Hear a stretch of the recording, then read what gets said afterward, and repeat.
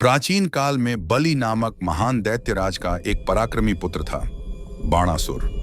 वह सहस्रबाहु, हजारों भुजाओं वाला था और महादेव का परम भक्त भी।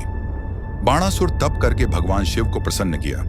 महादेव ने उसे वरदान दिया कि वह सदैव उसकी रक्षा करेंगे।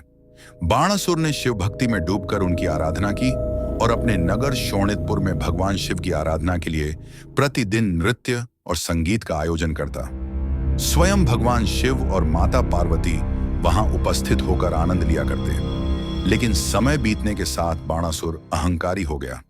उसे अपनी शक्ति और महादेव के वरदान का अभिमान हो गया।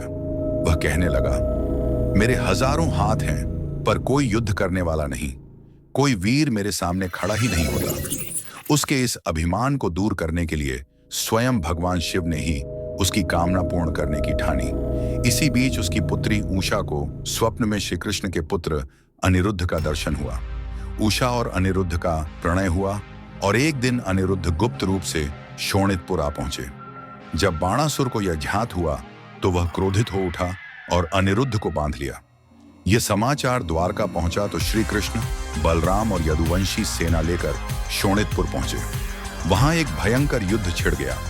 बाणासुर की ओर से स्वयं भगवान शिव और उनकी गणसेना उतरी। यदुवंशी सेना की ओर से श्री कृष्ण, बलराम और प्रद्युम्न खड़े थे। युद्ध भीषण हुआ।